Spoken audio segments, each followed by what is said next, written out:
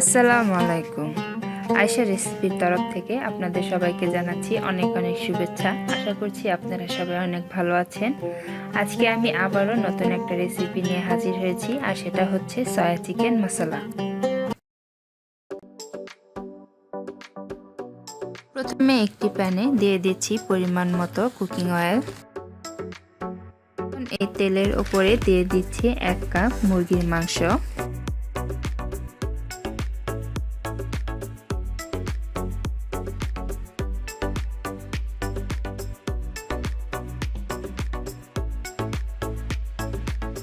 এখন দিয়ে দিচ্ছি সামান্য পরিমাণে লবণ, দিয়ে দিচ্ছি 1 চামচ হলুদের গুঁড়া।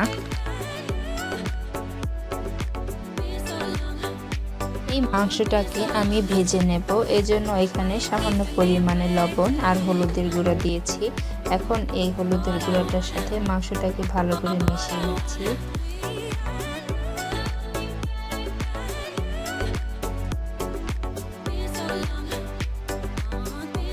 এরপর দিয়ে দিচ্ছি 1 কাপ সয়াবিন।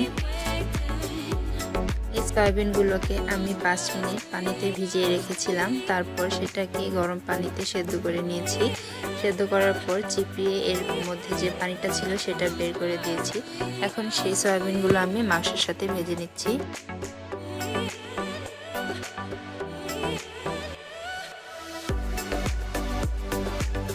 মুরগির মাংস আর সয়াবিনগুলো ভাজা হয়ে গেছে, এখন আমি এগুলোকে তুলে নিচ্ছি।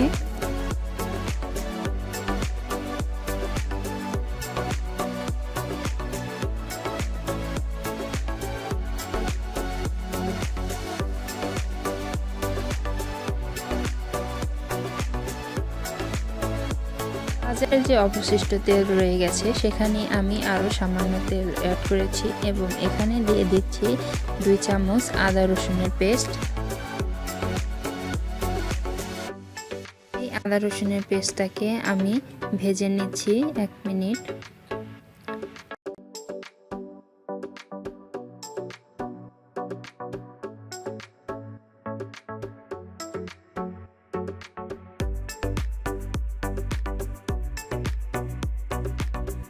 এরপর দিয়ে দিচ্ছি টমেটো আর পেঁয়াজের পেস্ট। এখানে আমি 3টা পেঁয়াজ এবং 2টা টমেটো নিয়েছি, সেটাকে ব্লেন্ডারে পেস্ট বানিয়ে নিয়েছি, সেটা এখন এখানে দিয়ে দিচ্ছি।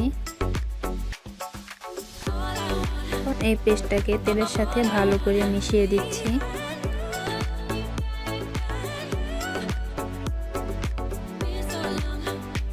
এখানে দিয়ে দিচ্ছি স্বাদ মতো লবণ, 1 চামচ হলুদের গুঁড়া, 1 চামচ ধনিয়া গুঁড়া, 1 চামচ লাল মরিচের গুঁড়া, 1 চামচ গরম মশলার গুঁড়া, 1 চামচ সয়া সস। সব মশলা দেওয়া শেষ। এখন এই মশলাগুলোকে ভালো করে মিক্স করে নেব এবং কিছুক্ষণ এভাবে ভুনা করে নেব।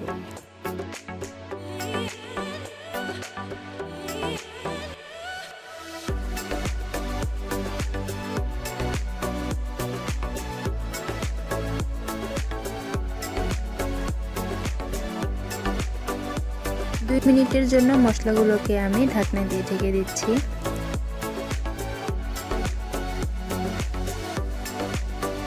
2 মিনিট ঢাকনা দিয়ে ভুনা করে নিয়েছি।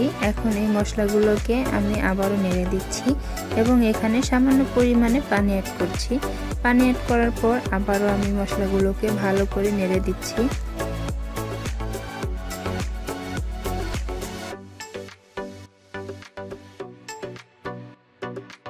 মশলাগুলো ভালো করে ভুনা করার পর দেখতেই পাচ্ছেন মশলার উপরে তেলটা বেরিয়ে এসেছে। এখন আবারও মশলাগুলোকে একটু নেড়ে দিচ্ছি এবং এখানে দিয়ে দিচ্ছি ভেজে রাখা চিকেন আর সয়াবিনগুলো।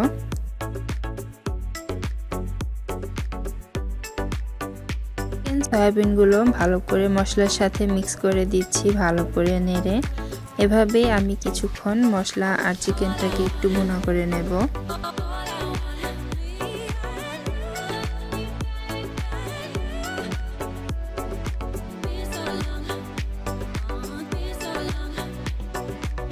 থেকে 3 মিনিট চিকেন আর সয়াবিনগুলো ভুনা করা হয়ে গেছে।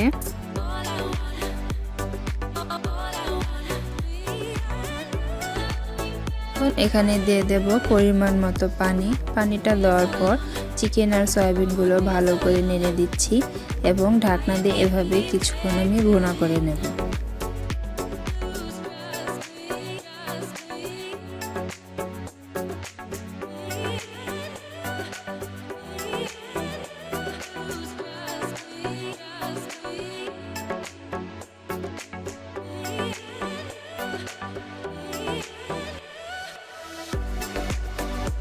ঢাকনা দিয়ে কয়েক মিনিট রান্না করার পর দেখতেই পাচ্ছেন সয়া চিকেন মশলা একদম রেডি।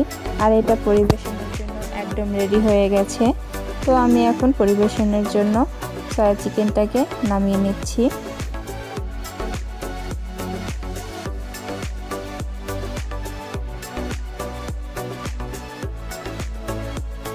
তৈরি হয়ে গেছে সয়া চিকেন মশলা। আর এটা টেস্টের জন্য একদম রেডি। এটা দেখতে যেমনটা সুন্দর, রান্না করাটাও অনেক সহজ আর খেতে খুবই মজা। আপনারা সবাই বাসায় ট্রাই করে দেখবেন এবং কেমন হয়েছে অবশ্যই কমেন্টস করে জানাবেন। আমার চ্যানেলটাকে লাইক শেয়ার করবেন এবং সাবস্ক্রাইব করবেন। ধন্যবাদ সবাইকে।